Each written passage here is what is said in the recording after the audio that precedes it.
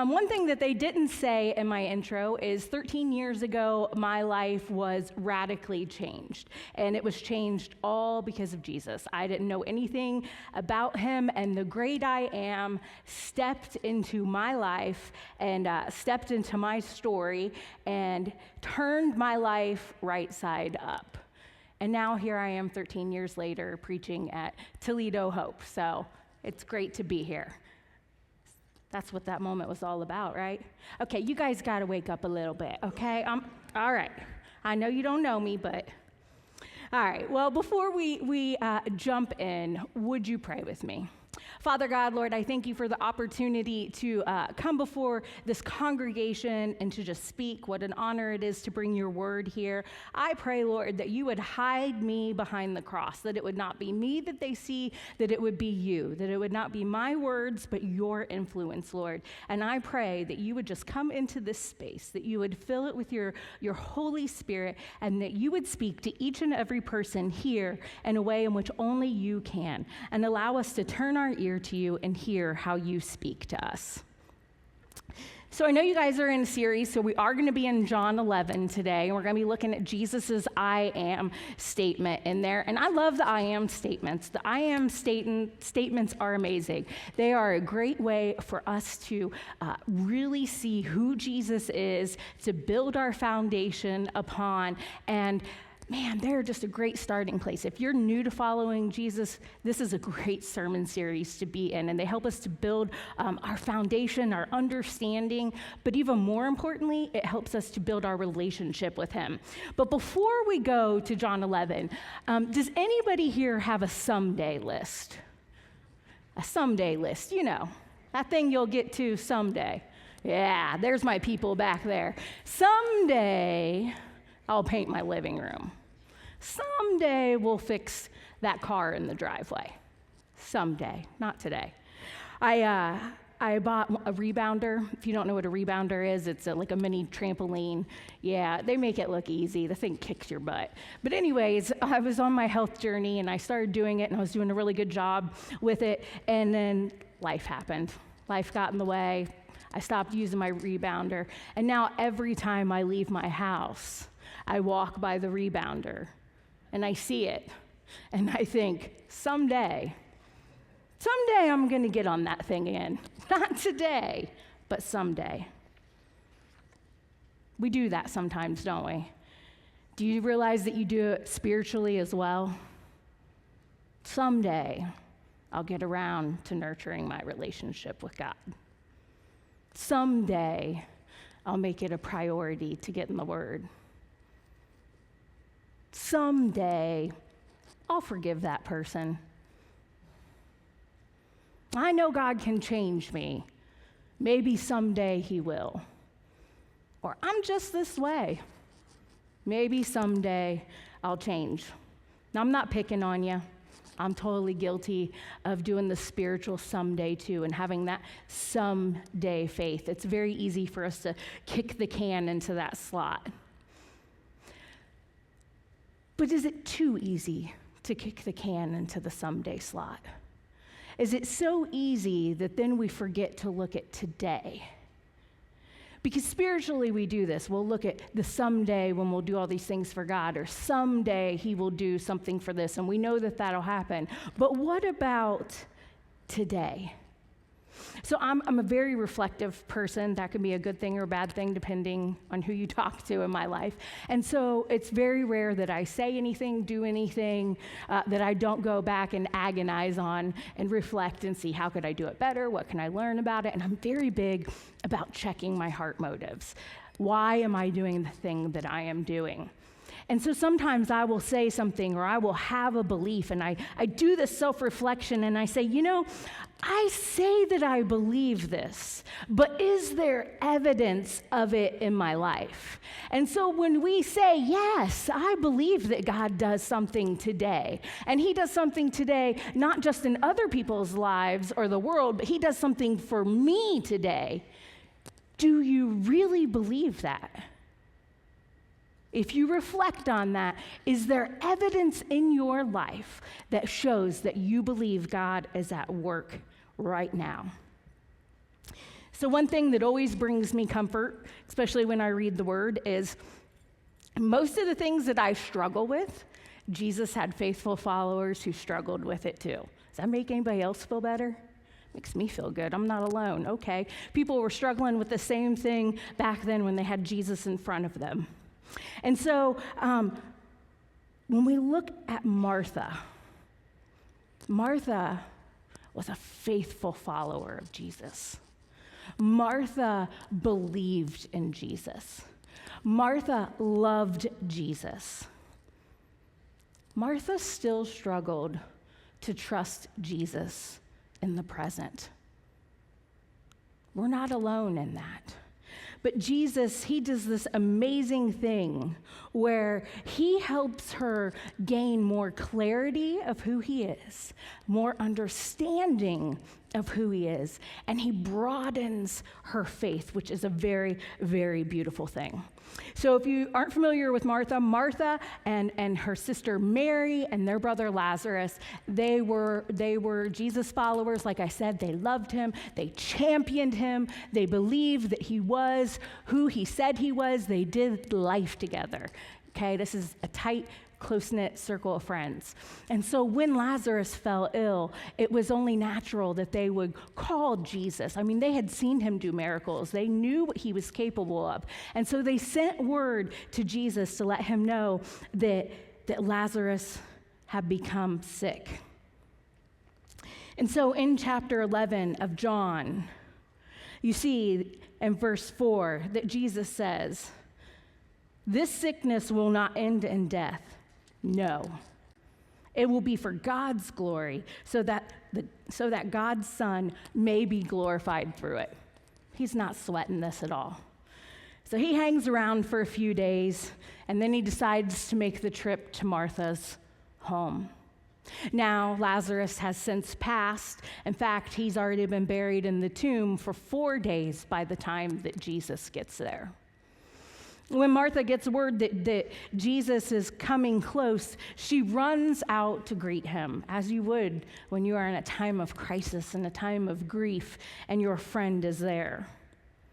People have gathered to comfort the sisters, to mourn Lazarus. And Martha rushes to Jesus, happy to see him, but still in her grief.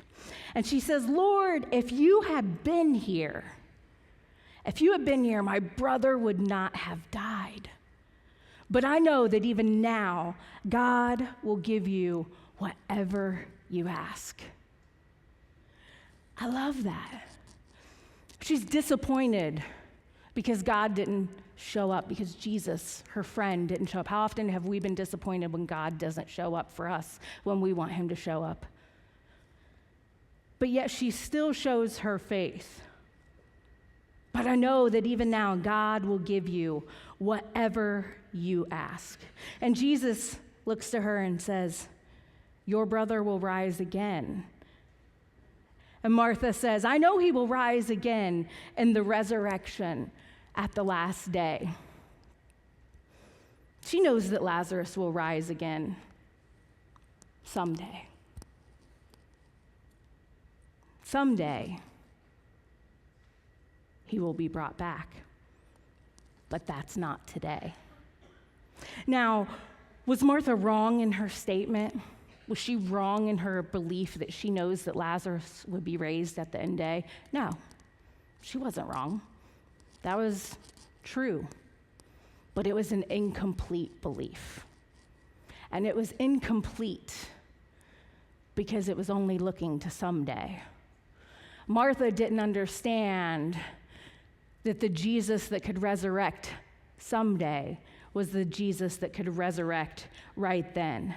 And Jesus didn't want her to miss that. That's that someday faith I talk about. Even Martha did it, probably unconsciously. And that someday faith, man, it creeps in. Most of the time, we're not even doing it as an active step of disobedience. We're not trying to be contrary. We're not trying to be difficult. We're not stamping our foot and saying, "No, I won't do this." It just does this slow creep into us. Sometimes we turn to that someday faith because we're trying to postpone or avoid that thing we need to do. Some of you know exactly what I'm talking about. That step of obedience that we know we're supposed to do, but someday we'll get to that. Sometimes we slip into someday faith simply because it's safer for us. And we're always trying to protect ourselves. Someday. Mary believed in Jesus wholeheartedly. She had watched him do miracles. She had watched him do all of these things. She knew what he was capable of, but she underestimated him. And I think that there are probably a lot of us in this room, myself included, who are like, wait a minute, no, I believe God can do that. But every one of us has underestimated God's ability to work in us, through us, and around us. And so Jesus looks at Martha. I'm tongue-tied today, y'all. And he says, I am the resurrection and the life. The one who believes in me will live, even though they die. And whoever lives by believing in me will never die. Do you believe this? Do you believe this? He is the resurrection and the life of yesterday, of tomorrow, and today. And that's what Martha didn't understand, and Jesus wanted her to understand. Don't miss that. Don't miss that, friends, that Jesus is resurrection and life today, right now, in this moment, in this second. Jesus takes in the scene and he sees all the people there that are mourning, and he sees Martha and Mary who are crushed at the loss of Lazarus. And even though he knows what he's going to do, even though he knows what's going to happen, he stops and he takes a moment to take it in. He takes in and lets himself feel the anguish and the hurt and the grief. His friend who he loved is dead in this tomb, and it's all because sin had come in and wrecked his beautiful creation. And it grieved his heart so much that Jesus wept. He arrives at the tomb telling them to remove the stone. And Martha, sweet Martha, she says, wait, Lord, it's going to stink. He's been in there 4 days. Martha, I love you because I am you. And that, again, is underestimating Jesus. She doesn't know what he's going to do. She's seen him do miracles, but that's not on her mind, that he's going to do that now and today.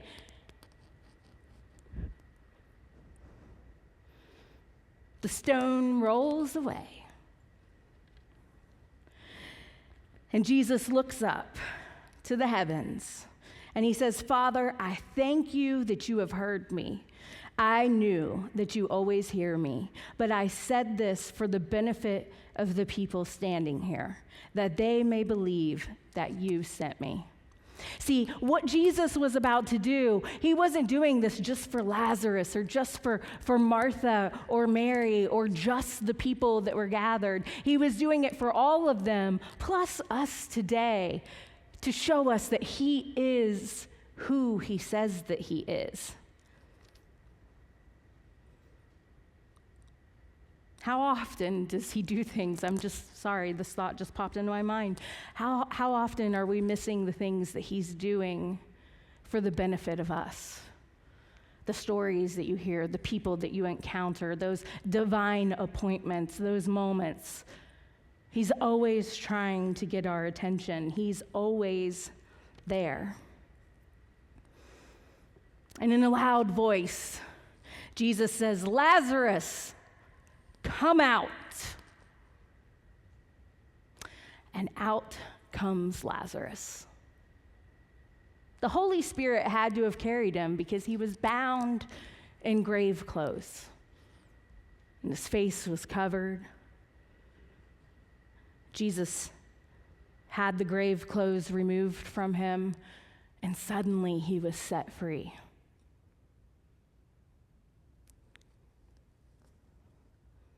Lazarus didn't raise himself. Lazarus didn't take off his grave clothes. Lazarus didn't take himself out of bondage. Lazarus isn't the one that fixed the decay in him. All Lazarus simply had to do was respond to a voice. All Lazarus had to do was respond by moving toward that voice. I remember the first time that I heard Jesus call my name. So, like I said, 13 years ago, Jesus turned my life right side up. A little bit of background about me as a heathen. I was as heathen as they come. If this tells you anything, in high school, my superlative that my classmates voted for me was most likely to go to prison. Fun fact, I am in prison now. I go and do prison ministry, but I never made it in as an inmate. Close, but not quite. And I was also voted born to be wild. So I was a heathen, liked to party, liked to, do drugs, do all the things you're not supposed to do. And my husband and I bonded over that when we ended up meeting when we were about 25. We were fairly toxic for each other, wouldn't you say, babe? And here we are, 19 years?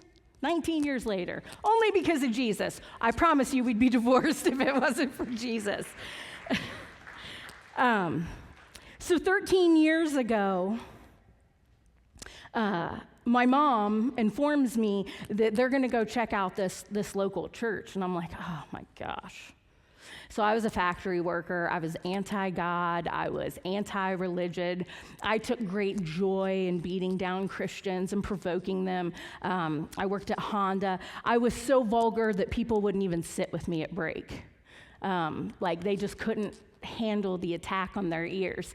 And so my mom says, we're going to go check out this church. And I'm like, you can fill in the blanks of what I said. But I wasn't happy. This was much to my annoyance. And so they went, and even more to my annoyance, they liked it. And to my horror, they said they were going to go back another Sunday. To which I said, okay, Paul and I, we were married by now, Paul and I will come with you because I can't have you drinking the Christian Kool-Aid. Exact words. That's what I thought of Christians. That's right. And so we go, and whatever. Side note, just so you know, Christians, when someone who doesn't know Jesus comes to church for the first time, the songs are weird. Okay? They're weird. They don't make any sense to us. They kind of creep us out. We're like, what's all this about? What's with the blood? It's weird, okay? So just take that into consideration. It was fine. I mean, they weren't sacrificing goats or anything, so that was okay. It wasn't totally as weird as I thought. And so we went back to my mom's house afterwards to have lunch, and of course I needed to present all my evidence of why we would not be returning to this Christian church, because we were independent and religion is just a crutch for the weak.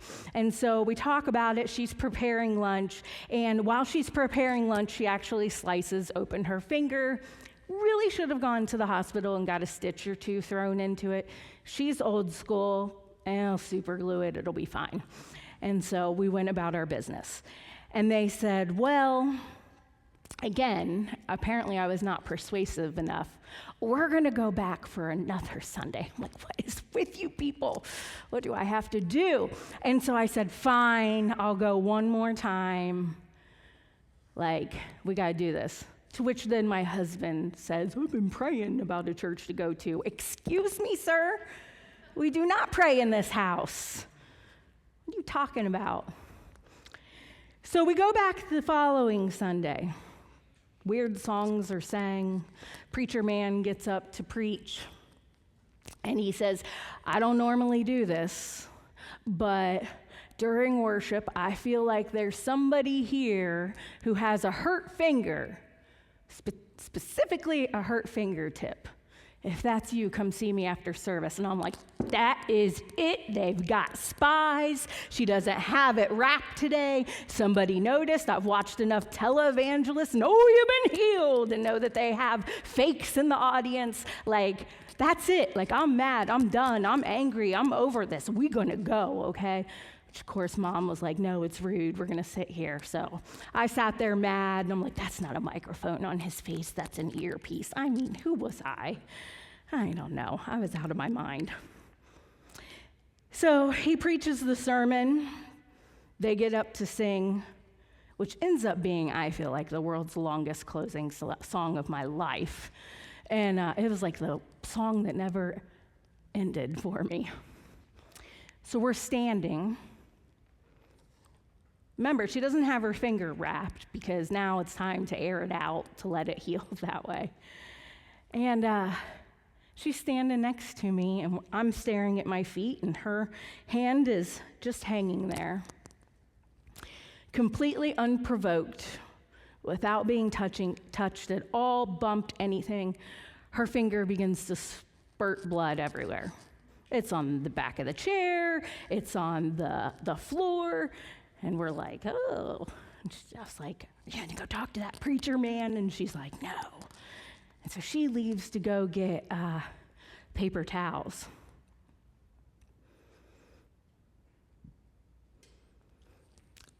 When I saw her finger bleed, and once she walked away, I felt so vulnerable. I had this thought go through my mind, God is real. And in that moment, I've never in my life felt that uncomfortable. I felt exposed. I felt vulnerable. Now, all these years later, I imagine it might have been what Eve felt like in the garden when she heard God walking and she realized that she was naked. I felt on display. I felt fear. And I thought, oh, not going to say that word here. If God is real, he knows me, and he knows everything about me, and I for sure am not on his good list. Again, the world's longest closing song continues to go. And know that I'm saying that in jest. I find out later on that as my mom goes to get napkins, preacher man felt like he needed to step out to the hall. They have this collision meeting, divine appointment in the hallway of just them. And my mom holds up her finger, which I didn't tell you was her middle finger. And so she stands in this hallway flipping this preacher man off, saying, I think it might be me you're talking about. Don't tell me God don't have a sense of humor. He knew my love language was a good old middle finger. He was meeting me right where I was. So my mom stands in the hallway flipping off the preacher man, and she goes, I think it might be me. And he goes, it looks like it really could be you. And she goes, what now? And he goes, I don't know. Can I pray for you? And she's like, sure, don't know how this thing works. He says, can I put my hand on your shoulder? She's like, that's weird, but okay. So he puts his hand on her shoulder, and preacher man prays. And you want to know what he prays? Preacher man prayed, Lord, I pray that by day's end, this finger would be healed. When I tell you the sigh of relief that I breathed when I heard that, I'm back to being cocky now, baby. Yeah, right. That finger gonna be healed. You so funny. I'm back to being cocky. I'm no longer feeling afraid, vulnerable, exposed. God's not real. Go home, do my business. Call mom in the morning, very sarcastically. I'm like, is your finger healed? She goes, actually, you're not going to believe it. It is. I'm like, what? You're right. I don't believe you. Let me come over. And so I drive over. And her finger is completely healed. Instead of where her cut was that needed stitches, there is a thin, white line of closed, perfectly closed up skin. Now, when I tell you that I banged it on the table and I pulled at it and I did everything short of cutting that finger open because I needed it to bleed again. I needed it to not be healed, because if that finger was healed, then God was real. God was real, and I was going to have to respond. Over the next few weeks, Jesus continued to annoyingly call me to him. I say that lovingly. He knows that. I've told him that. But I was dead. I was dead. Not physically, but I was dead spiritually. I've been doing things my way for so long. I was Jess. I knew everything. I knew what was right for me, for you, for your brother, your mother, and everybody else. I did what I wanted, when I wanted, how I wanted, with no regard to anybody else. And yet here was Jesus saying, Jess, come out. Me? You want to call me the hateful, angry, obnoxious, controlling, manipulating adulterer? Me? Me? Jess, come out.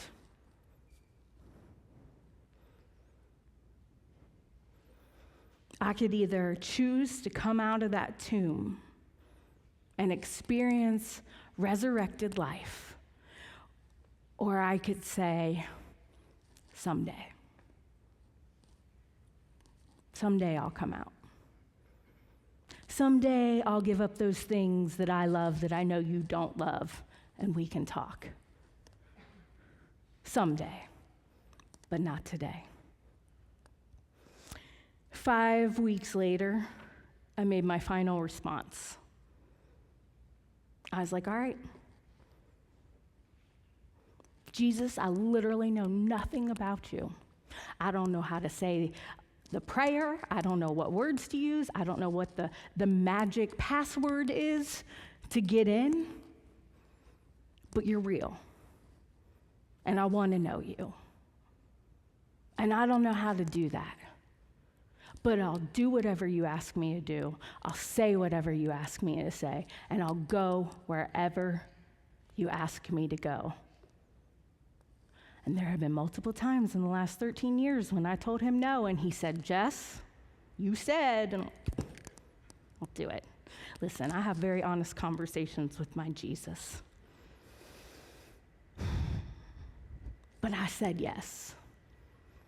I walked out of my tomb towards his voice, trusting that he knew everything that needed known, and I just follow him. Jesus is the resurrection and the life, and all who believe in him will never perish. We will spend eternity with him, and that is a beautiful truth and promise. But Jesus doesn't just want us to experience resurrection and life when we say yes to him. He doesn't just want us to experience it when we spend eternity in him. He wants us to experience resurrected life right here, right now, today, and every day to come. He rescued me. Make no mistake about that. The reason I have a marriage is because of Jesus, because he got a hold of us before we were too far gone. The reason that my husband's coming up on 5 years sober is because of Jesus. The reason that I have kids who are not going to grow up like we did is because of Jesus. He saved me. He redeemed me. He changed the trajectory of my entire life and the generations to come. Thank you.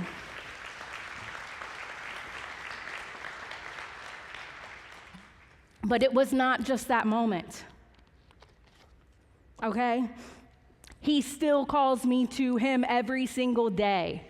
Every single day he still says, Jess, come out. Jess, come out. Let's get these grave clothes off of you. Let's unbind you from this. Every single day he continues to resurrect me. He continues to breathe life into me. And folks, I'll be honest, sometimes it doesn't feel good. Sometimes it doesn't feel good. Sometimes it's uncomfortable. Sometimes it hurts. And almost every time it's something that I don't want to do. And I don't say that to deter you, but it's because he knows best. And he says, Jess, come out. And I come, sometimes begrudgingly. I will never pretend that obedience is easy. And every single time he has called, and every single time I have responded, and every single time I have moved close to his voice, it has been the best thing that there could ever have been for me. It is an everyday thing. He is the resurrection. He is the life that every single one of us need. And I've talked to Pastor Tom, and we are going to be closing in a song today. And so when we go into that song, I'm going to ask you to do some reflection. I'm going to ask you to lift up the hood of your soul, of your heart, and take a look inside there. Let's go underneath the surface. Let's cut the crap. Don't know if I can say that here, but I'm saying it. Let's cut the crap and really look at ourselves and say, what is it that Jesus is calling me out of today? Because I believe that I can confidently stand here and say that every single one of us, myself included, he is calling us out of something today. Where is it that Jesus wants to stretch and expand your belief and take you to the next level? And when you ask yourselves those questions and when you begin to hear from the Holy Spirit, I don't want you to just leave here today and say, okay, this was a good message someday. No. Let's make today the day. Let's be brave, let's be courageous, and let's make today the day. Don't leave here today saying, okay, I've checked the box, I went to church today. No, leave here after reflecting, knowing that today is the day. I know that you guys have altars here. We don't have altars at my church. We use the stage, but I love that you have altars here. And so maybe today is the day that you need to come up, and yes, I'm going to ask you to physically get up and put feet to your reflection, put feet to your action, because sometimes that's the hardest thing. But I'm going to ask you to come up. Maybe today is the day that you need to surrender something, and you know what that thing is. That thing that you've been holding on to for far too long. Maybe today is the day that you need to take that little step of obedience that you've been avoiding for so long. Maybe today is the day that you just simply need to believe that God has something for you today. Resurrection life. Maybe today you just need to get up out of your seat and walk down here to these altars and spend time saying, okay, let's get real. I don't know what it is, but show me. And there may be someone in this room that today is the day that you just need to say yes to Jesus for the first time. And you've been coming, and you've been feeling that nudge, him poking in your back, but it's terrifying, right? Hey, I get it. Your body starts to react. You get all nervous. Do it, though. Don't say someday. Don't say someday. Experience the freedom that he has for you today. And then for others in this room, maybe you already said that yes to Jesus, but life has been hard, and you have drifted away. And you feel like you're too far. You've drifted too far for too long, and you can't come back. Do you know that God never moves? He stays right here. It's us that drifts. But as soon as we respond to his voice, as soon as we turn to him, we're right back here. If you've drifted, let me encourage you that you are not too far out of his reach. I don't know what God has for you today, but I know he has something for you today and not someday. Jesus said, I am the resurrection and the life. Anyone who believes in me will live, even after dying. Everyone who lives in me and believes in me will never die. Do you believe that Jesus is the resurrection and the life today, not someday?